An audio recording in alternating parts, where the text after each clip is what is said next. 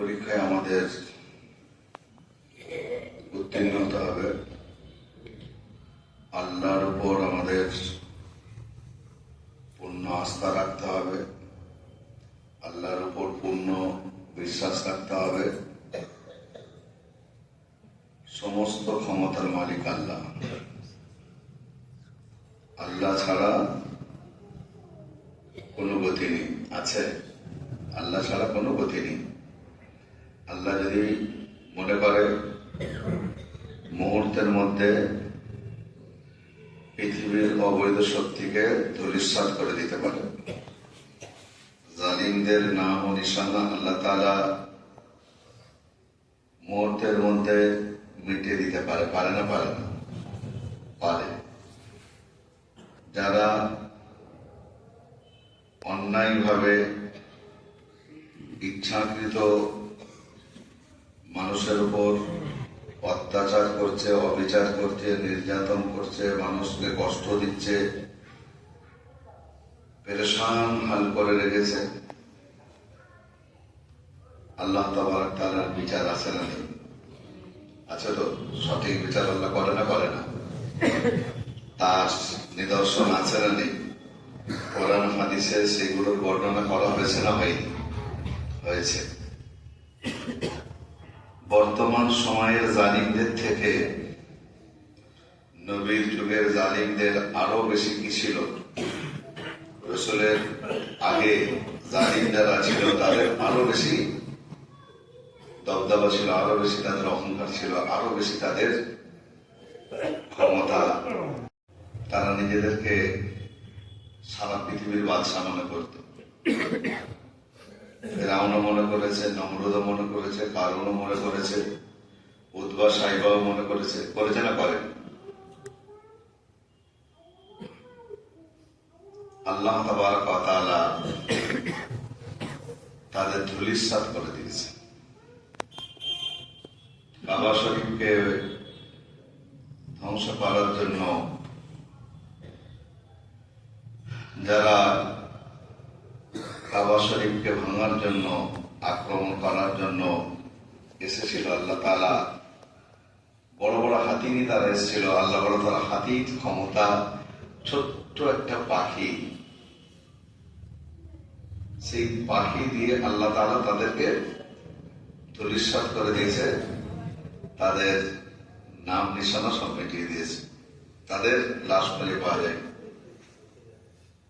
চিহ্নিত করে মারা হয়েছে। তাদের পাথর, তাদের মুখের চোঁচে পাথর, আর পাথরে সেই জালিমদের নাম লেখা আছে, মাথায় পড়েছে, একবারে ফেড়ে ফেড়ে দিয়ে সব শেষ করে দিয়ে চলে গেছে।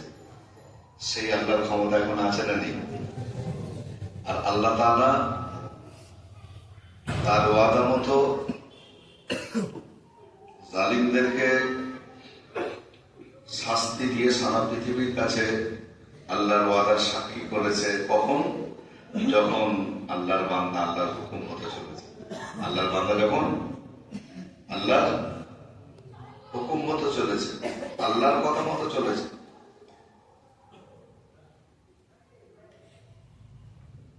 আমরা ইমানদার করে যদি নাফরমানি করি, আল্লাহর সেই মদদ আসবে? ফেরেশতাদেরকে আল্লাহ তাআলা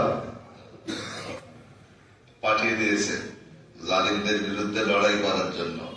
তারা তো মনে করছে এদেরকে তো মুহূর্তের মধ্যে শেষ করে দেবে, এদের কজন, এদেরকে শেষ করে দেব। কিন্তু আল্লাহ তাবারক ওয়া তাআলা গায়েবী মদদ করেছেন। অদৃশ্য থেকে আল্লাহ তাআলা পাঠিয়ে দিয়েছেন। মানুষ বুঝতে পারেনি, মানুষ জানতে পারেনি। তো আল্লাহ তাবারক তাআলার সেই মদদ সেই যুগেও ছিল, এখন আছে, আর কিয়ামত পর্যন্ত থাকবে। কিয়ামত পর্যন্ত থাকবে। কাদের সাথে থাকবে? ঈমানওয়ালাদের সাথে থাকবে, ইয়াকিনওয়ালাদের সাথে থাকবে, আল্লাহওয়ালাদের সাথে থাকবে। যারা আল্লাহকে আল্লাহ বলে মেনে নেবে, আল্লাহর যারা দাসত্ব করবে, আল্লাহর যারা গোলামি করবে, আল্লাহর হুকুম অনুযায়ী যারা জীবনযাপন করবে, রাসূল পাক সাল্লাল্লাহু আলাইহি ওয়াসাল্লামের আদর্শ আর নীতি অনুযায়ী যারা চলবে।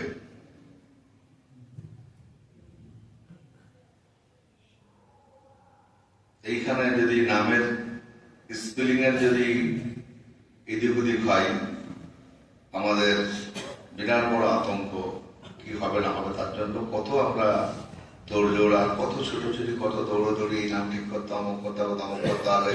যতই নাম ঠিক করুন, যতই যাই করুন, এখানে হয়তো থাকতে পারলেন, কিন্তু মৃত্যুর পর আপনার নাম নবীর নামের সাথে মিল হোক, আপনার নাম আল্লাহর নামের সাথে যোগ করে আব্দুল্লাহ রেখেছেন, আল্লাহর বান্দা, আল্লাহর গোলাম। আর আল্লাহর গোলামি কোনো কিছু নেই আপনার মধ্যে, কোনো মানে মুসলমানের কোনো চিহ্নই নেই। সেখানে কি হবে? সেখানে ছাড় পেয়ে যাবে। সেখানে কোথায় দৌড়বো, সেখানে কোথায় ঠিক করবো, সেখানে ঠিক করার কোনো রাস্তা থাকবে না। এই সর্বভারতে পুরনো রেওয়াজ, নানি দাদিদের যে হালুয়া রুটি তৈরি করা হবে আর রু আসবে, পুরনো সব মানে পূর্বপুরুষ যারা চলে গেছে তারা এসে হালুয়া রুটি খেয়ে যাবে। তাদের হালুয়া টাইট করে দিচ্ছে আল্লাহ, আর তারা হালুয়া রুটি খাবে। আর হালুয়া টাইট হবে না, যারা নাফরমানি করে যাবে আর যারা আল্লাহর ফরমাবরদারি করে যাবে তারা তো জান্নাতে থাকবে। আর সারা পৃথিবীর যত নিয়ামত আছে সমস্ত নিয়ামতকে যদি এক জায়গায় করা হয়, সেই জান্নাতের 1 মিনিটের নিয়ামতের সম্পর্ক হবে? হবে? হবে না। তাহলে দুনিয়াতে যার ব্যাপারে কল্পনাই করা যাবে না, এমন আনন্দের, এমন সুখের, এমন শান্তির জায়গা, সেখান থেকে কি করতে আসবে না? আর যাদেরকে জেলখানায় পুরে রেখেছে, শাস্তি হচ্ছে, আযাব হচ্ছে, তাদেরকে আল্লাহ ছেড়ে দেবে? উলুবেড়িয়ার জেলখানার প্রাচীর এত বড়, এইখান থেকে বার হয়ে আসতে পারে না, আল্লাহর বাউন্ডারি থেকে বার হয়ে চলে আসবে হালুয়া রুটি খেতে? কোশ্চেন কালো হবে না। কোন হাসির কথা বলছি না, খুব দুঃখের সাথে বলছি। পরিস্থিতি খুব জটিল, খুব কঠিন। আল্লাহ বিভিন্ন সময়ে বিভিন্ন ভাবে বিভিন্ন দিক থেকে আমাদের ইমানের পরীক্ষা নেই। আমরা মনে করি, অনেক মানুষের মনে হয় যে হয়তো কোনো বড় নেতার সাথে সম্পর্ক করলে আমার নামের এত ভুল আছে, এত রকমের অসুবিধা আছে, এত রকমের, আমার তো জ্ঞানীয় কিছু হবে না, আমার নাম তো বাদ যাবেই। তাহলে ওদের সাথে হাত মিলিয়ে নিয়ে কোনো বড় পার্টির কাছে, বড় নেতার কাছে গিয়ে বলবো যে হে আল্লাহর কসম করে আমি হাত দিয়ে বলছি, নাহলে আমি মুসলমান থেকে বাদ, যতদিন বাঁচবো তোমাদেরকে করে দেবো, আমার নামটা তুলে নাও। শয়তান অস্বস্তা দেবে দিলেন মধ্যে, বুঝতে পারছেন না? তো নাম তুলে নিলে আপনি সেইখানে পার হয়ে যাবেন। কথা বুঝতে পারছেন না? শত চেষ্টা হয়েছে, অনেক আন্দোলন করে আকাবিররা, ওলামারা বুকে টাটকা তাজা রক্ত দিয়েছে, দিয়ে এই ভারতবর্ষকে স্বাধীন করেছে। ছেলে খেলা নয়। আর এটা পৃথিবীর ইতিহাস। যখন যে জাতির উপর জুলুম করা হয়েছে, অত্যাচার করা হয়েছে, নির্যাতন করা হয়েছে, আর নিদারুণ ভাবে তাদের উপর জুলুম হয়েছে, তখন সেই জাতি শক্তিশালী হয়েছে। সেই জাতি কি হয়েছে? শক্তিশালী হয়েছে। তারা সচেতন হয়েছে, তারা সাবধান হয়েছে, তারা সতর্ক হয়েছে, তারা স্বাবলম্বী হয়েছে। যত আমাদের উপর জুলুম, অত্যাচার, অবিচার, নির্যাতন হবে, মুসলমানরা আমরা বিক্ষিপ্ত ভাবে আছি, বিভিন্ন ভাবে আছি, বিভিন্ন দিক থেকে ছড়িয়ে ছিটিয়ে এক অপরের সাথে অমিল হয়ে আছে। এ ওই দল করে, সে সেই দল করে, এই অমুক সে তমুক, এই যে হয়ে আছে, সেইগুলোকে এক জায়গায় আসবে, এক জায়গায় একটা ছাতার তলায় একদিন সবাই আসবে ইনশাআল্লাহ। বলেন ইনশাআল্লাহ। আমরা যেমন পরকাল নিয়ে ভাবি, আমরা যেমন দুনিয়া আখিরাত সব নিয়ে আমরা ভাবি, তাহলে যারা দুনিয়াদার তারা তো শুধু দুনিয়াতেই, আমাদের চিন্তাধারা দুনিয়ার মধ্যে সীমাবদ্ধ নয়, আখিরাত পর্যন্ত। জান্নাতে যাওয়া পর্যন্ত। আর তাদের তো মৃত্যুর পরের কোনো জিন্দগি নেই, মৃত্যুর পরের কোন রকমের কোনো কিছু নেই। যা করবে দুনিয়া, তাহলে তাদের সব চিন্তা ভাবনাটা দুনিয়ার উপরে তারা লাগিয়ে দিচ্ছে, দিচ্ছে না দুনিয়ার উপরে তারা লাগাচ্ছে, লাগিয়ে কিভাবে দুনিয়া হাসিল করা যায়, সে জুলুম করে হোক, অত্যাচার করে হোক, অবিচার করে হোক, মানুষকে মেরে হোক, মানুষকে খুন করে হোক, আর রাজধানী করে হোক, ব্যভিচার করে হোক, মিথ্যা বলে হোক, হ্যাঁ, যে কোনো ভাবে তারা দুনিয়া হাসিল করতে চায়, দুনিয়া অর্জন করতে চায়। তো তাদের দুনিয়া নিয়ে সমীক্ষাও হয়, সেই সমীক্ষা বারও হয়। তো তাদের মাথা তো খারাপ হবে। আল্লাহ নবী সাল্লাল্লাহু আলাইহি ওয়াসাল্লাম বলছেন, এমন মহিলাকে দেখে বিয়ে করো, তার মাকে দেখো আর তার নানিকে দেখো, যারা সন্তান বেশি দেয়। হাদিসে আছে, হাদিসের কথা বলতে লজ্জা, হাদিসের কথা খুলে বলতে হবে আওয়ামের কাছে, জনতার কাছে, মুসলমানের কাছে, ইমানদারের কাছে বলতে হবে না? হবে না। আল্লাহ রাসূল সাল্লাল্লাহু আলাইহি ওয়াসাল্লাম বলছেন, বিবাহ করো এমন মহিলাকে, এমন মেয়েকে দেখে যে তার মা আর নানিকে দেখো, যাদের সন্তান বেশি হয়। কেন? কিয়ামতের দিন আমি ফখর করব, সারা বিশ্বের যত নবী পয়গম্বর আসবে, আমি সমস্ত পয়গম্বরের উপর ফখর করব, গর্ব করব যে আমার উম্মতি বেশি। বলুন সুবহানাল্লাহ। তাহলে 6টার বেশি সন্তান বা 6টার যদি হয়ে যায়, এইসব ব্যাপার বিরাট বড় জুলুম না? জুলুম নয়, গণতান্ত্রিক দেশ। তো সেই জন্য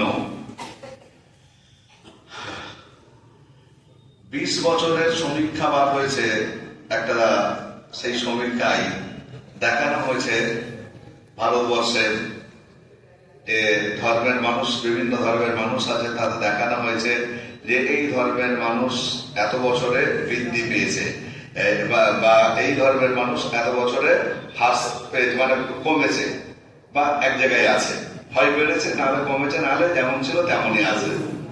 তো তাতে দেখা যাচ্ছে কিছু ধর্মের মানুষ তারা কমেছে, সংখ্যায় কমেছে। 20-24 বছরের মধ্যে তাদের যা সংখ্যা ছিল তার থেকে কি হয়েছে, তারা কমেছে। আর কিছু ধর্ম আছে তাদের সেগুলো যেমন ছিল তেমন আছে। একমাত্র একটাই ধর্ম, সেটা হলো ইসলাম ধর্ম, মুসলমান। আমাদেরকে দেখানো হয়েছে যে 4 লক্ষ বেড়েছে। বলুন সুবহানাল্লাহ। তো তাদের যদি 4 লক্ষ হয়, 10 দিয়ে গুণ করলে কত? কমপক্ষে 10 দিয়ে গুণ করতে হবে 40 লক্ষ। সঠিকটা তো বলবে না। তো 40 লক্ষ 24 বছরে বেড়েছে, আলহামদুলিল্লাহ। তো বাড়ছে না? বাড়ছে না? বাড়ছে, বাড়তেই থাকবে। আর আল্লাহ কোরআনে কারিমে ঘোষণা করেছে, ওয়ালা তাকতুলু আওলাদাকুম খাশিয়াতা ইমলাক নাহনু নারযুকুকুম ওয়া ইয়্যাকুম। ওয়ালা তাকতুলু আওলাদাকুম খাশিয়াতা ইমলাক। তুমি তোমার ছেলে মেয়েদের লালন পালন করতে পারবে না, ছেলে মেয়েদের লালন পালন করতে পারবে না, খাওয়াতে পারবে না, পড়াতে পারবে না। এই আতঙ্কে, এই ভয়ে তাদেরকে হত্যা করো না। তার মানে সন্তান তোমরা বন্ধ করে দিও না। ওয়ালা তাকতুলু আওলাদাকুম, তোমাদের সন্তানদের তোমরা কি করো না? হত্যা করো না। তার মানে সন্তান নেওয়া বন্ধ করো না। নাহনু নারযুকুকুম, রিজিক তো আমি দেব। রিজিক কে দেবে? আল্লাহ তাআলা দেবে। আর আল্লাহ তাআলা শুধু মানুষকে রিজিক দেয় না, আল্লাহর যত সৃষ্টিজীব আছে সকলকে রিজিক দেয়। আল্লাহ মানুষকেও দেয়, পশুকেও রিজিক দেয়। দেয় না? দেয় না? সারা বিশ্বকে পরিচালনা করেছে কে? আল্লাহ তাবারক ওয়া তাআলা। তো আল্লাহ তাবারক ওয়া তাআলা, আল্লাহ তাআলার গোলামি আমরা করব না বান্দার গোলামি করব? আল্লাহর গোলামি করব। তো আল্লাহর গোলামি, আল্লাহর রাসূল সাল্লাল্লাহু আলাইহি সাল্লাম যে কথাগুলো বলেছেন, আল্লাহ যেভাবে চলতে বলেছেন, সেভাবে যদি আমরা চলি, একদিন সারা বিশ্ব আমাদেরকে সালাম করবে, সারা বিশ্ব আমাদের কাছে মাথা নত করবে। যে সমীক্ষার কথা বলছিলাম, সেই সমীক্ষাই বলছে, আর আল্লাহ রাসূল সাল্লাল্লাহু আলাইহি সাল্লামের কথা মিলে যাবে। রাসূল পাক সাল্লাল্লাহু আলাইহি সাল্লাম বলেছেন, একদিন মুসলমান তারা সারা বিশ্বকে পরিচালনা করবে, বলুন সুবহানাল্লাহ। সারা বিশ্বকে পরিচালনা করবে মুসলমান, তারাই সারা বিশ্বকে পরিচালনা করবে। তো আমাদের দেশ থেকে সমীক্ষা, সেই সমীক্ষাটা দেখছিলাম আর মনে মনে মিলাচ্ছিলাম যে নবীজি তো বলেছেন, তারা বলছে যে 60 থেকে 75, 2060 থেকে 75 সালের মধ্যে, 15 বছরের মধ্যে ভারতবর্ষে মুসলমান সংখ্যা গরিষ্ঠ হবে, সংখ্যাই অন্য জাতির থেকে বেড়ে যাবে, আর তারাই ক্ষমতা দখল করবে। যাতে তারা সেই জায়গায় না পৌঁছাতে পারে, সেই জন্য এমন একটা 6টার বেশি হলে এই আতঙ্কে একটা এমন করে দিয়েছে, নাম ইনশাআল্লাহ বাদ যাবে না, বলুন ইনশাআল্লাহ। তার জন্য প্রাণ দিতে হয়, দেব না দেব না, বলুন ইনশাআল্লাহ। আসতে কেন? আমার ভিটে মাটি চলে যাবে, আমার বিবি বাচ্চা আল আওলাদ ছেড়ে আমাকে ডিটেনশন ক্যাম্পে দিয়ে দেবে, সেইখানে আমার জানার আর পরোয়া কোথায় থাকবে? সংবিধান মেনেই হবে, সংবিধানকে বাদ দিয়ে নয়। তো সেই সমীক্ষায় দেখাচ্ছে যে তাদের হাতে রাজত্ব চলে যাবে। তাহলে এখন একটা সুন্দর ভূমিকা তৈরি করে নিল, একটা আতঙ্ক ঢুকিয়ে দিল। কমপক্ষে এদের 8টা 10টা 12টা 15টা কারণ 19টা, হ্যাঁ 20টা এরকম আছে। আলহামদুলিল্লাহ, আলহামদুলিল্লাহ। তো সেই জন্য একটা আতঙ্ক তৈরি করে দিল যে এত বেশি, 6টার বেশি না যায়। তারপরে পরে আস্তে আস্তে নিয়ম তৈরি করবে, হ্যাঁ যে 2টার বেশি হলে তাকে নাগরিকত্ব দেওয়া হবে না, তাকে এই সুযোগ দেওয়া হবে না, এই সুবিধা দেওয়া হবে না, অমুক হবে না, নানান রকম করবে। তো করে কোনো লাভ করতে পারবে না, কোনো ফায়দা হবে না। আল্লাহ তাবারক ওয়া তাআলা বড় বড় পরীক্ষা নিয়েছেন সাহাবীদের, তাদের যোগ্যতা অনুযায়ী তাদের পরীক্ষা নিয়েছেন। আমাদের যোগ্যতা অনুযায়ী আল্লাহ তাআলা আমাদের পরীক্ষা নিচ্ছেন। এত সামান্য ব্যাপার, ছোট ব্যাপার।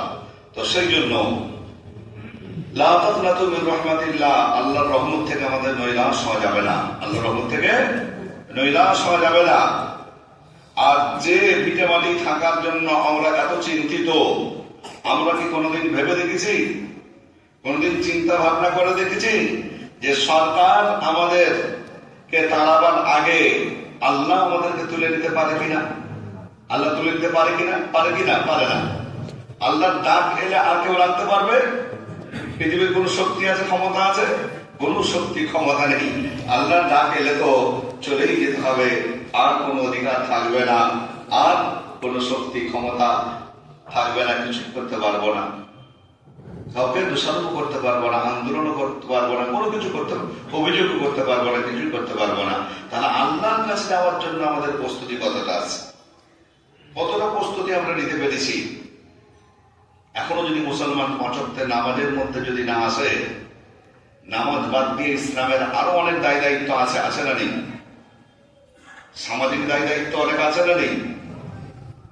সাংগঠনিক দায় দায়িত্ব আছে না নেই? হ্যাঁ, শিক্ষানীতি থেকে নিয়ে, অর্থনীতি থেকে নিয়ে, আর রাষ্ট্রনীতি থেকে নিয়ে সমস্ত জায়গায় আমাদের বিরাট বড় বড় দায়িত্ব আছে। এখন প্রথম স্টেজ যেটা ইসলামের বুনিয়াদী জিনিস, ঈমান, নামাজ, রোজা, হজ, যাকাত, হ্যাঁ এর মধ্যেই যদি না আসতে পারলাম, আর বাকি যেগুলো আছে তাহলে সেগুলো কবে করবো? নামাজি মানতে মানতে যদি আমি বার্ধক্যে পৌঁছে যাই, ইসলামের গুরুত্বপূর্ণ আরো যে দায়িত্বগুলো আল্লাহ রাসূল সাল্লাল্লাহু আলাইহি ওয়াসাল্লাম আমাদেরকে দিয়ে গেছেন, ঈমান ভিত্তিক সমাজ গঠন করতে বলেছেন। সেই ঈমান ভিত্তিক সমাজ গঠন আমি কখন করব? সুদমুক্ত সমাজ গঠন করতে বলেছেন, ঘুষ মুক্ত সমাজ গঠন করতে বলেছেন। তাহলে ঘুষ মুক্ত আর সুদ মুক্ত সমাজ গঠন আমরা কখন করব? অন্যায়ের বিরুদ্ধে লড়াই করতে বলেছেন রাসূল পাক সাল্লাল্লাহু আলাইহি ওয়াসাল্লাম। আল জিহাদু মাযিন ইলা ইয়াউমিল কিয়ামা, কিয়ামত পর্যন্ত যুদ্ধ চলতে থাকবে, সংঘর্ষ চলতে থাকবে অন্যায়ের বিরুদ্ধে। অন্যায়ের বিরুদ্ধে লড়াই করা এটা ঈমানের একটা অংশ, একটা অঙ্গ, এবং প্রত্যেক দেশেরও নিয়ম এটা, অন্যায়ের বিরুদ্ধে লড়াই। অন্যায়ের বিরুদ্ধে যুদ্ধ। তো সেই জন্য আমি খুব আন্তরিকতার সাথে বলবো, আজকের রাত বড় মুবারক রাত। আজকের রাতে আল্লাহ তাআলা দোয়া কবুল করবেন বলেছেন, আল্লাহ তাআলা রূহের মাগফিরাত করবেন বলেছেন, আল্লাহ তাবারক ওয়া তাআলা ভাগ্য পরিবর্তন করবেন বলেছেন, আল্লাহ তাআলা হায়াতকে বৃদ্ধি করে দেবেন বলেছেন, আল্লাহ তাআলা রিজিকের রাস্তা খুলে দেবেন বলেছেন। আল্লাহর কাছে শুধু চেয়ে নেওয়া। তাহলে আল্লাহর কাছে সব থেকে বড় চাওয়া পাওয়ার আমাদের কি? সব থেকে বড় কি? সব থেকে বড় হলো যে আল্লাহ তাআলা নিরাপত্তার সাথে, ঈমানের সাথে আমাদেরকে বাঁচিয়ে রাখো, আর ঈমান হালতে যেন যেতে পারি। এর থেকে বড় আর কি আছে? দুনিয়াতে আল্লাহ নিরাপত্তা দান করবে, আর ঈমান নিয়ে যদি যেতে পারি, আল্লাহর হুকুম মেনে আল্লাহর পায়রবি করে যদি যেতে পারি, আল্লাহর গোলামি করে যদি যেতে পারি, তাহলে সেখানেও আমরা নিরাপত্তার সাথে থাকবো। জাহান্নাম থেকে নিরাপত্তা পাবো না? পাবো না। তাহলে আল্লাহ তাআলার কাছে সব থেকে বড় দোয়া আমরা চাইবো যে আল্লাহ তাআলা আমাদের ঈমান আমলকে তুমি হেফাজত করো, নিরাপত্তা দান করো, আর আমাদেরকে শয়তানি ওয়াসওয়াসা থেকে নিরাপদ রাখো। আল্লাহ ঈমান নিয়ে থাকতে পারি, আর ঈমান অবস্থায় যেন শেষ নিঃশ্বাস ত্যাগ করতে পারি। এই দোয়া যদি আমরা চেয়ে নিই, তাহলে দিনের যত কাজ আছে সমস্ত কাজ আমাদের জন্য সহজ হবে না? হবে না?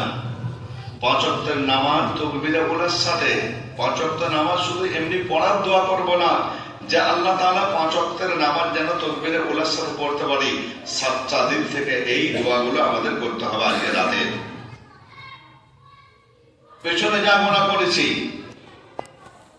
তওবা করছি, পেছনে যা মিথ্যা বলেছি, যা ধোঁকা দিয়েছি, যা বেঈমানি করেছি, যা কিছু মানুষের ক্ষতি করেছি, যা কিছু করেছি, সব গুনাহ থেকে, সব অপরাধ থেকে, 7 চাঁদিন থেকে আল্লাহ তওবা করছি। জানি না মৃত্যু আমার সামনে অপেক্ষা করছে, কখন মৃত্যু এসে যাবে, মৃত্যু ঘন্টা কখন আমার বেজে যাবে। সেদিন আমাকে আর কেউ রুখতে পারবে না। আমার বিবি বাচ্চা, আর আওলাদ, আত্মীয় স্বজন, আপনজন, কেউ আমাকে রুখতে পারবে না। চলে যেতেই হবে। খোদা আমাকে ঈমানি হালতে মৃত্যু দিও। এই দোয়া আমাদের আজকে সব থেকে বড় দোয়া। আমরা সেই দোয়া করবো ইনশাআল্লাহ। পাবন্দির সাথে আল্লাহ যেন আমাদেরকে নামাজ পড়াই। আর ইসলামের উপর যতই বাধা আসুক, শত বাধা এলো, আমাদের কাছ থেকে আমাদের সব থেকে বড় মূল্যবান বস্তু হলো ঈমান। সেই ঈমানের মধ্যে না শিরক ঢুকাতে পারে, আর না সেই ঈমানকে আমাদের ছিনতাই করতে পারে। সেই ঈমানকে তারা ছিনতাই করতে পারবে না, ঈমান আমাদের কাছ থেকে লুট করতে পারবে না। আমাদের জীবন তো জ্বালিয়ে দিতে পারে, আমাদের জীবন তো পুড়িয়ে দিতে পারে, জীবন তো আমাদের মেরে ফেলতে পারে, আমাদেরকে গুলি করে দিতে পারে, বম বারুদ দিয়ে আমাদেরকে শেষ করে দিতে পারে। তার জন্য আমরা প্রস্তুত আছি, আমাদের জান দিতে আমরা তৈরি আছি, ঈমান দিতে আমরা কেউ তৈরি নেই। বলেন ইনশাআল্লাহ। সেই জন্য আমাদের ঈমানের হেফাজত আমাদের করতে হবে, ইসলামের হেফাজত আমাদের করতে হবে, কোরআনের হেফাজতের দায়িত্ব আমাদের নিতে হবে। মুসলমানদের উপর জুলুম, অত্যাচার, অবিচার, নির্যাতন যা আসছে, তার মোকাবেলার দায়িত্ব আমাদের নিতে হবে। আর কখন আমরা নিতে পারবো? যখন প্রকৃতপক্ষে আমি মুসলমান হব, আর সমস্ত মুসলমান যখন এক প্ল্যাটফর্মে আসবে, তখন এগুলো আমাদের জন্য করা সহজ এবং সরল হবে। আল্লাহ রাসূল সাল্লাল্লাহু আলাইহি ওয়াসাল্লামের জীবন আদর্শ যদি আমরা দেখি, রাসূল পাক সাল্লাল্লাহু আলাইহি ওয়াসাল্লামের থেকে বড় বুজুর্গ আর পরেজগার কে ছিল? আল্লাহ রাসূল সাল্লাল্লাহু আলাইহি ওয়াসাল্লামের থেকে বড় মুস্তাজাবুদ দাওয়াত কে ছিল? নবী আকরাম সাল্লাল্লাহু আলাইহি ওয়াসাল্লামের থেকে বড় বুজুর্গ কোন নবীও নয়, কোন ওলিও নয়, কোন দরবেশ নয়, কেউ নয়। সারা পৃথিবীতে যত নবী পয়গম্বর এসেছে সমস্ত নবীর নবী সাইয়্যিদুল মুরসালিন রাসূল পাক সাল্লাল্লাহু আলাইহি ওয়াসাল্লাম তিনি 24 ঘন্টা মসজিদে ইতিকাফে ছিলেন না। রাসূল পাক সাল্লাল্লাহু আলাইহি ওয়াসাল্লাম নামাজও পড়েছেন, রোজাও করেছেন, হজও করেছেন। রাসূল পাক সাল্লাল্লাহু আলাইহি ওয়াসাল্লাম অভাবের তাড়নায় পেটে পাথর বেঁধেছেন, সামাজিক দায়িত্ব পালন করেছেন। আল্লাহর হাবিব সাল্লাল্লাহু আলাইহি ওয়াসাল্লাম মজদুরি করেছেন, খেটেছেন, পরিশ্রম করেছেন। রাসূল পাক সাল্লাল্লাহু আলাইহি ওয়াসাল্লাম ইসলামের দাওয়াত দেওয়ার জন্য আরবের অলিতে গলিতে বিভিন্ন জায়গায় আল্লাহ রাসূল সাল্লাল্লাহু আলাইহি ওয়াসাল্লাম বিচরণ করেছেন। রাসূল পাক সাল্লাল্লাহু আলাইহি ওয়াসাল্লাম ইসলামকে হেফাজত করার জন্য ইসলামের উপর যখন আক্রমণ হয়েছে তখন রাসূল পাক সাল্লাল্লাহু আলাইহি ওয়াসাল্লাম যুদ্ধের ময়দানে গিয়ে রণক্ষেত্রে যুদ্ধ করেছেন। এই হলো আমাদের নবী সাল্লাল্লাহু আলাইহি ওয়াসাল্লামের জীবন আদর্শ, তার ইতিহাস। আমরা মনে করি ইসলামকে সীমাবদ্ধ করে রাখা হয়েছে শুধু মসজিদের মধ্যে, টুপির মধ্যে, দাড়ির মধ্যে, তসবির মধ্যে, নামাজের মধ্যে, যাকাতের মধ্যে। আর সামাজিক কোন দায়িত্ব ইসলামের নেই, মুসলমানের নেই। কলেজ তারা তৈরি করবে না, ইউনিভার্সিটি তারা তৈরি করবে না, তারা প্রফেসর তৈরি করবে না, তারা মাস্টার তৈরি করবে না, তারা মানে আইপিএস তৈরি করবে না, দেশ চালাবার যোগ্যতা তাদের তৈরি করতে হবে না। আল্লাহ রাসূল সাল্লাল্লাহু আলাইহি ওয়াসাল্লাম সাহাবীদের জীবন আদর্শ। আবু বকর সিদ্দিক রাদিয়াল্লাহু তাআলা আনহু রাষ্ট্রনায়ক, ওমর ফারুক রাদিয়াল্লাহু তাআলা আনহু খলিফাতুল মুসলিমিন, আমিরুল মুমিনিন। আমরা তো এখনো বড় আফসোসের কথা, বড় দুঃখের কথা, লজ্জার কথা, বেদনার কথা, এখনো নামাজে আমরা আসতে পারিনি। অন্য দায়িত্ব তো পরের কথা। ইনশাআল্লাহ সকলেই পাবন্দির সাথে নামাজ পড়বো ইনশাআল্লাহ, ইনশাআল্লাহ। আজকের এই রাতে আমরা সকলেই দোয়া করব। আজকের রাতের দু একটা আমলের কথা বলবো ইনশাআল্লাহ। যে যতটা পারি নফল ইবাদত করবো, জুমাতেও বলেছি। আজকের রাতের নির্দিষ্ট কোনো আমল নেই, যে যা পারি, যা জানি, যে যা পারি, যা জানি সেগুলো আমরা করব। নামাজ পড়বো, তাসবিহাত করব, তিলাওয়াত করব, সব করব। একটা গুরুত্বপূর্ণ আমলের বিষয় বলবো।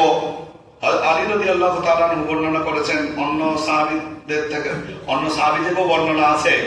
আল্লাহ রাসূল সাল্লাল্লাহু আলাইহি ওয়াসাল্লাম বলেছেন আলী রাদিয়াল্লাহু তাআলা আনহুকে, আলী এমন একটা ইবাদত আছে যে ইবাদতটা আল্লাহর কাছে এত পছন্দনীয়, এত মনোনীত আল্লাহ, যে আমার মন চাই আমার উম্মত তারা প্রতিদিন সেটা করুক।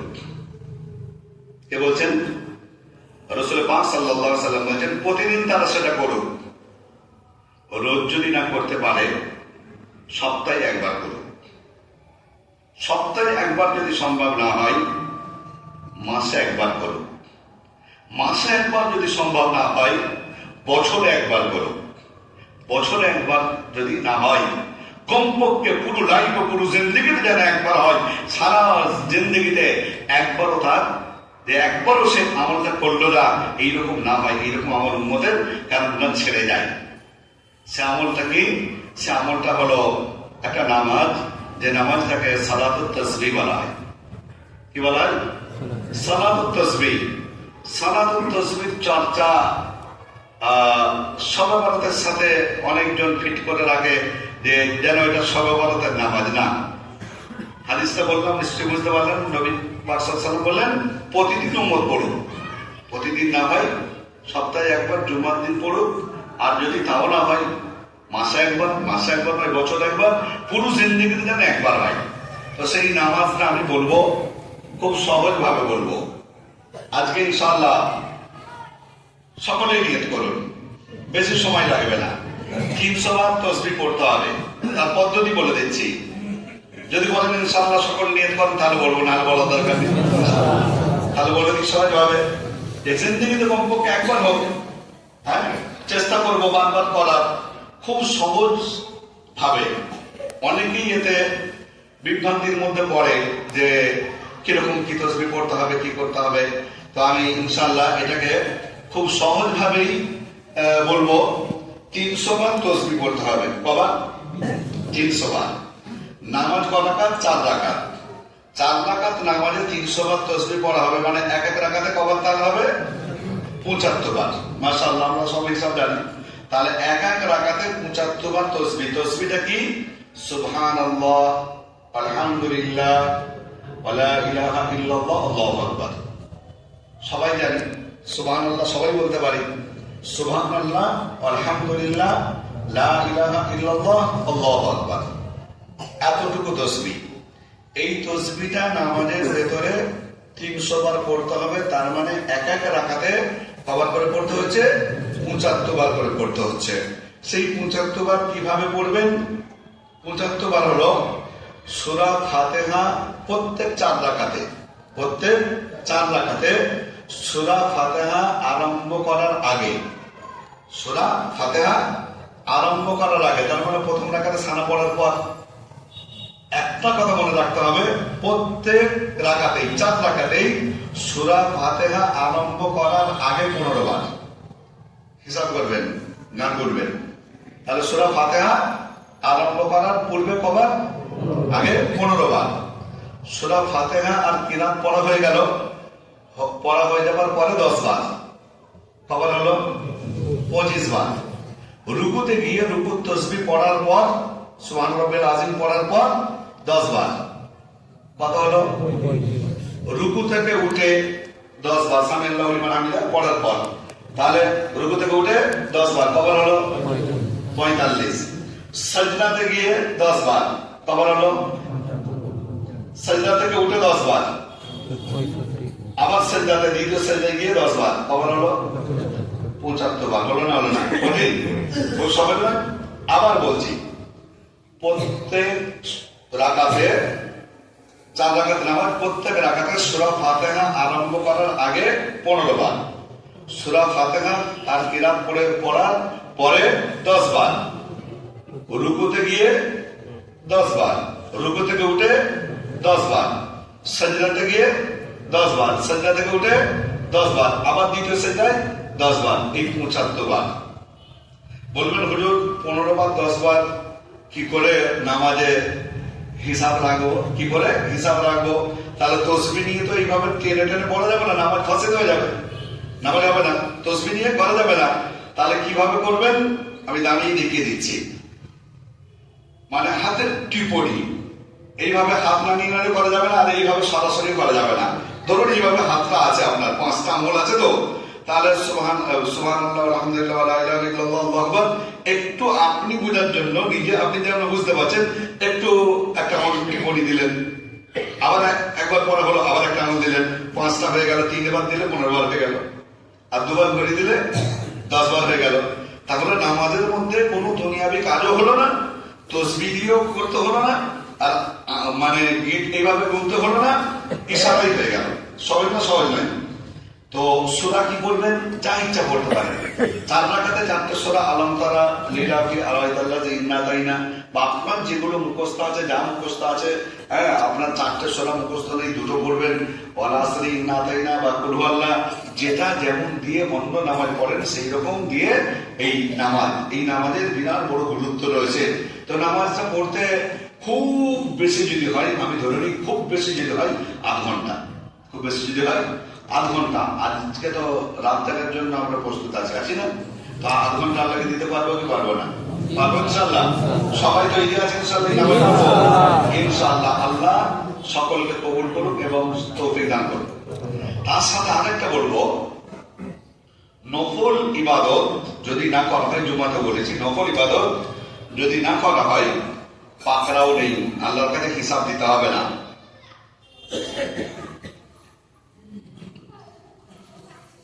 কিন্তু ফরজ যদি ছেড়ে দেওয়া হয়, এক ওয়াক্তের নামাজ ইচ্ছাকৃত ভাবে কাজা করলে 2,88,00,000 বছর জাহান্নাম কাটতে হবে। তো ইচ্ছাকৃত ভাবে যদি আমরা নামাজ কাজা করে থাকি তাহলে ফরজ নামাজ তো আমাদেরকে পড়তেই হবে। সাবালক হওয়ার পর থেকে নিয়ে জিন্দেগির যত নামাজ কাজা আছে ওই কাজা আজকে রাতে তওবা করে ইস্তেগফার করে কেঁদে আল্লাহকে মাফ করে দাও, মাফ হবে না, জিন্দেগিতে মাফ হবে না। সবে মানে বালাতো হবে না, আর লাইলাতুল কদর হবে না, কাবা শরীফে গিয়ে হবে না, কোনো জায়গায় হবে না। ওর মাপটা কখন হবে? যখন সেটাকে আপনি আদায় করবেন, করে তারপরে আল্লাহর কাছে তওবা করবেন। তওবা, ওইটা তওবা হলো ফাইনটাকে ভরতে হবে। কথা বুঝতে পারছেন না? আগে কি করতে হবে?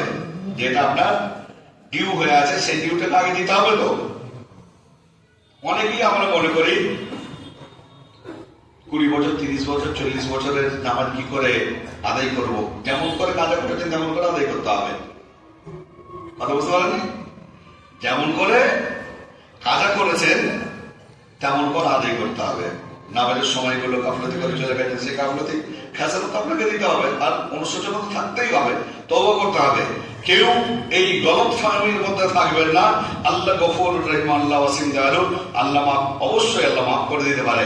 কিন্তু আল্লাহ মাফ করে দিতে পারে, আল্লাহ মাফ করলে আপনারা মাফ করবে কি না করবে আপনি জানেন কি? আল্লাহ তো বলছে তোমাকে সেটা আদায় করতে হবে। তুমি তো এখানেও তো নাফরমানি করছো।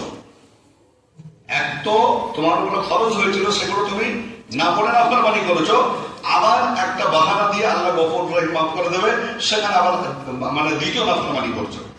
কথা আবার বুঝে আসছে না? আসছে না? তাহলে পেছনের নামাজগুলো কি করতে হবে? পড়তে হবে। তার সহজ উপায় কি? তার সহজ উপায় হলো প্রত্যেক ওয়াক্তের নামাজ প্রত্যেক ওয়াক্তে কাজা পড়ুন। সব নামাজ তো পড়তে হবে না, শুধু ফরজগুলো। ফজরের 2 রাকাত পড়তে হবে, জোহরের 4 রাকাত পড়তে হবে, আসরের 4 রাকাত, মাগরিবের 3 রাকাত, ঈশা 4 রাকাত ফরজ, আর 3 রাকাত বেতের নামাজ। 3 রাকাত বেতের ছাড় নেই, বেতের ওয়াজিব নামাজ, এটাও কাজা করতে হবে। তো সেই জন্য আমরা সহজভাবে এটাকে করে নিই, আমাদের জিন্দেগির একটা আমলের মধ্যে আমরা নিয়ে নিই যে নফলের জায়গায় কাজা নামাজগুলো আমরা পড়ি। সুন্নতে গায়ের মুআক্কাদা যেটা আছে, আসরে আছে, ঈশায় আছে, তো সেইগুলো না পড়ে আমরা কি করি? ভাই যেটা আমার বিপদ আগে সেটা দিতে হবে, তো দান তো পরে করবো। তো প্রত্যেক ওয়াক্তের নামাজ প্রত্যেক ওয়াক্তে পড়ি। এক এক ওয়াক্তে 3 ওয়াক্ত, 4 ওয়াক্ত, 5 ওয়াক্ত, যেমন টাইম পারবো, যত পারবো, এক এক দিনে, 10 দিনের, 15 দিনের যদি আমি সুস্থ থাকি কাজা, সেগুলো আমি করি। আমার কাজা অন্য কেউ করলে হবে না। খিদে আমার ছেলে খেলে হবে না। হ্যাঁ, হবে।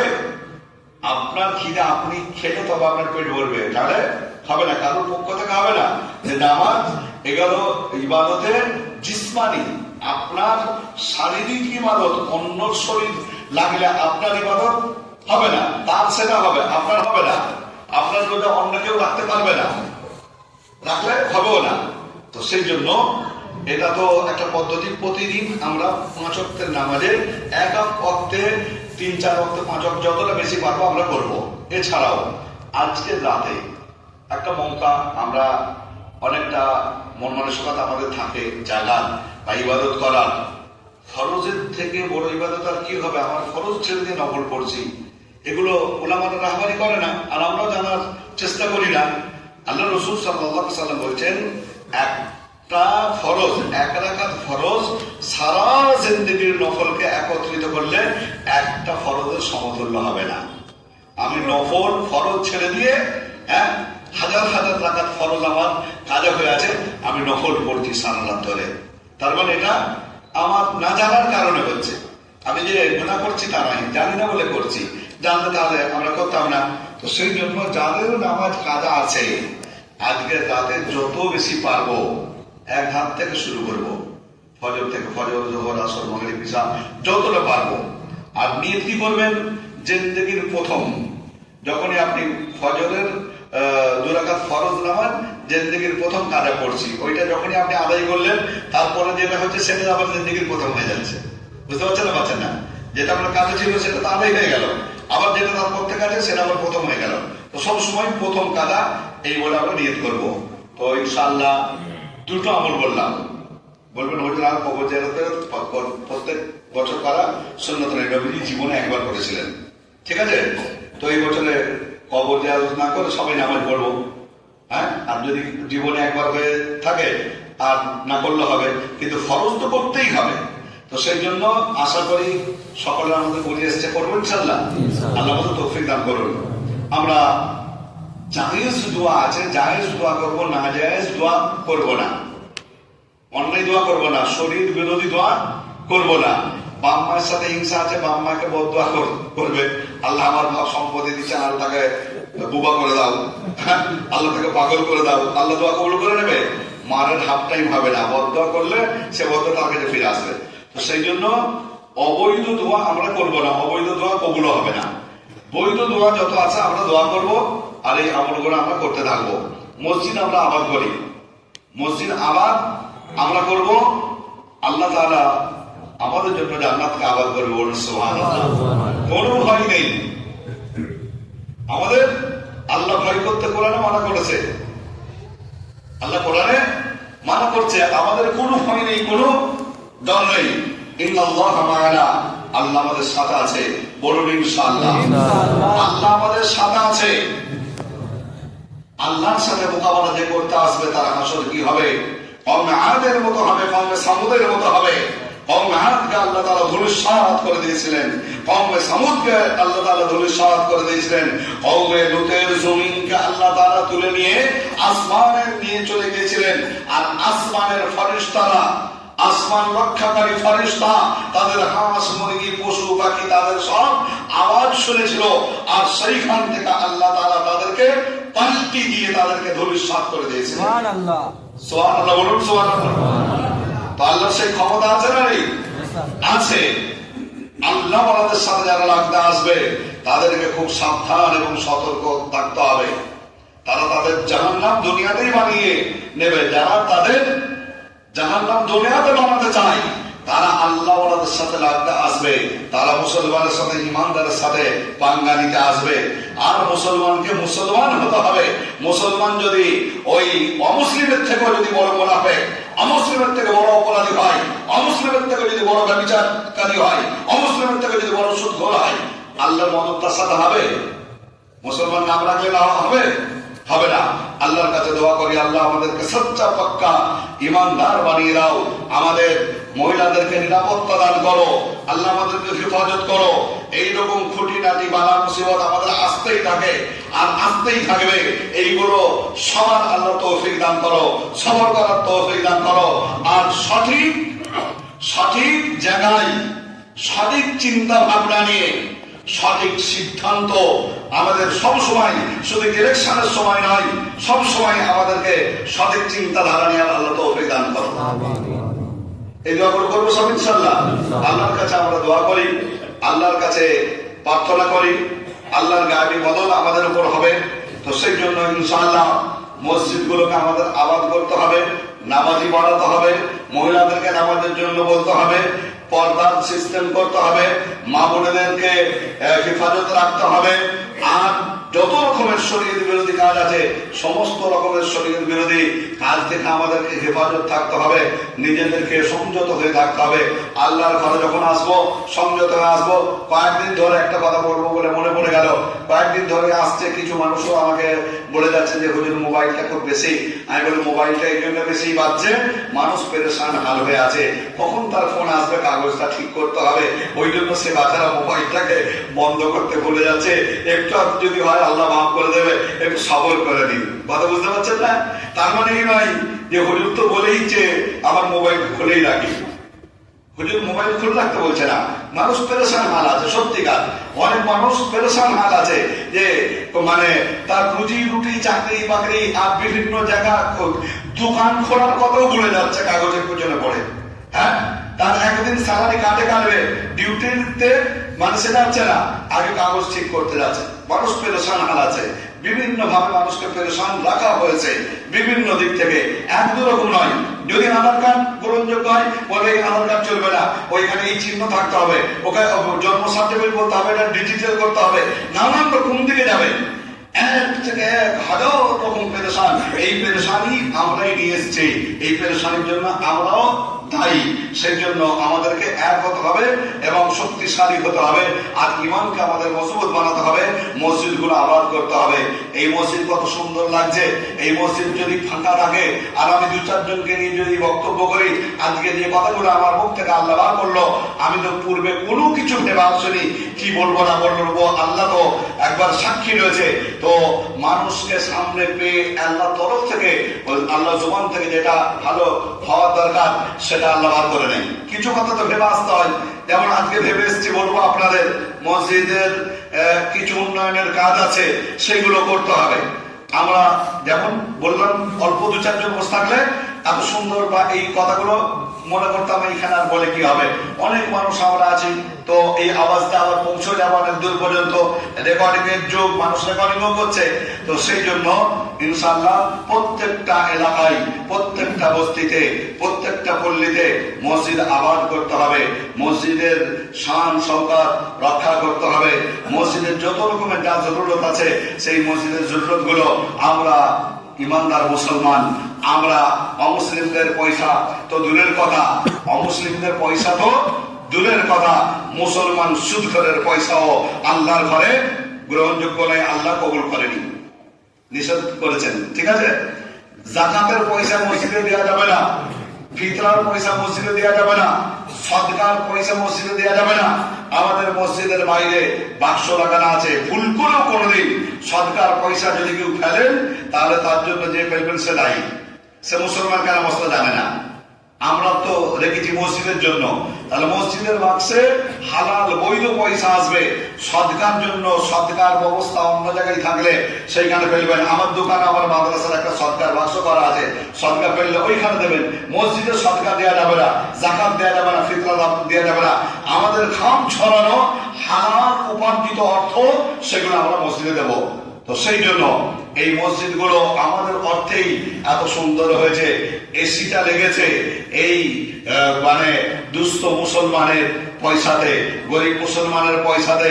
সমস্ত মুসলমান ধনী গরিব আর যে যেমন হালতের মধ্যে আছে সকলের পয়সা এই জায়গায় লেগেছে। এই মসজিদের কাজ চলছিল, একটা বুড়ি মানে ভিখারি, সে তার কিছু পয়সা এনে এই মসজিদে দিয়েছিল। আল্লাহ তার এইভাবেই কাজ নেয়, আর এইভাবেই তার মানে প্রতিষ্ঠানগুলো, ইবাদতের জায়গাগুলো আল্লাহ এইভাবেই হেফাজত করেন। তো সেই জন্য আলহামদুলিল্লাহ জামে মসজিদ আপনারা যে হালতে দেখছেন, সেখানে আরো কিছু মানে আমাদের জরুরত রয়েছে, প্রয়োজন রয়েছে, অন্য কারোর জন্য নয়, আমাদের জন্যই। সামনে রমজান মাস আসছে, তো রমজান মাসে তারাবি হবে ইনশাআল্লাহ। তারাবিতে বিভিন্ন এলাকা থেকে, দূর দূরান্ত থেকে মানুষ আসে, মসজিদ ভরে যায়, সুন্দর ইতমিনানের সাথে তারাবি হয়। 2 জন হাফেজ এইখানে মানে তারাবি শোনাই, একজন পড়ে একজন শুনতে থাকে, একজন পড়ে একজন শুনতে থাকে, লোকমা দিতে থাকে। তো এইরকম তারাবি অনেকজন চাই। তো সেই তারাবিতে যদি লোডশেডিং হয়ে যায়, মানুষের অনেক প্রবলেম এর আগেও হয়েছে, প্রচন্ড গরমে মানুষ নামাজ ছেড়ে যেন চলে যায় এইরকম মনে হয়। এইগুলোকে আসমান থেকে ঠিক হবে না, আমাদেরকে আসমান থেকে আল্লাহর ফয়সালা হবে, কিন্তু আমাদেরকে কি করতে হবে, এর জন্য প্রস্তুতি নিতে হবে। সেই জন্য জামে মসজিদ কমিটি তারা চিন্তা ভাবনা নিয়েছেন যে আল্লাহ চাইলে ইনশাআল্লাহ এবছরই আল্লাহ যদি ইন্তজাম করে দেয় একটা বড় জেনারেটর, যাতে মানে এসি ফেসি সবই চলে, তো সেই রকম একটা জেনারেটর নেওয়ার মনস্থ করেছেন। আর আপনাদের যদি সকলের মতামত থাকে, আপনারা যদি বলেন যা নেওয়া হবে তাহলে নেওয়া হবে, আর যদি বলেন না দরকার নেই, গরমে আমরা পড়বো, তাহলে আবার কমিটি ভেবে দেখবে। তো আপনারা কি বলছেন, নেওয়া দরকার আছে না নেই? জোরে বলুন ইনশাআল্লাহ। তো সেই জন্য ইনশাআল্লাহ আপনাদের ক্ষুদ্র ক্ষুদ্র দানে আল্লাহ তাআলা খুব বৃহৎ বৃহৎ কাজ করিয়ে দেবে, করিয়ে দিচ্ছে আল্লাহ তাআলা। তো সেই জন্য একটা জেনারেটর, তার সাথে সাথে পুরো মসজিদটা এসি করতে গেলে এসি খরচ তো অনেক বেশি, বা সম্ভব হবে না, এত মুসল্লিও পাওয়া যায় না। হয়তো ইনশাআল্লাহ সবাই যদি আমরা নামাজি সবাই যদি এসে যাই, তাহলে আমাদের খেলার দরকার নেই, পুরোটাই চলবে এসি, পুরো সেই তারও খরচা আমাদের কাছ থেকে উঠে যাবে ইনশাআল্লাহ। কিন্তু এখন মুসল্লি কম, বাধ্য হয়ে হয়তো 5 বছর পর এটাকে তুলে দিতে হবে। কিন্তু এখন আপাতত যেহেতু ছোট জায়গার মধ্যে 5 ওয়াক্ত নামাজ, পুরোটাই মসজিদ ভরে না, পুরো এসি চালাতে গেলে খরচাও বেশি, আর এটা যেমন সাধারণ পয়সা কারোর ব্যক্তিগত নয়। তো সেই জন্য এটাকে একটা ঘেরার ব্যবস্থা তার জন্য সিদ্ধান্ত নিয়েছে কমিটি। তো ঘেরা কেমন হবে, যে পুরো বদ্ধ করে দেওয়া হবে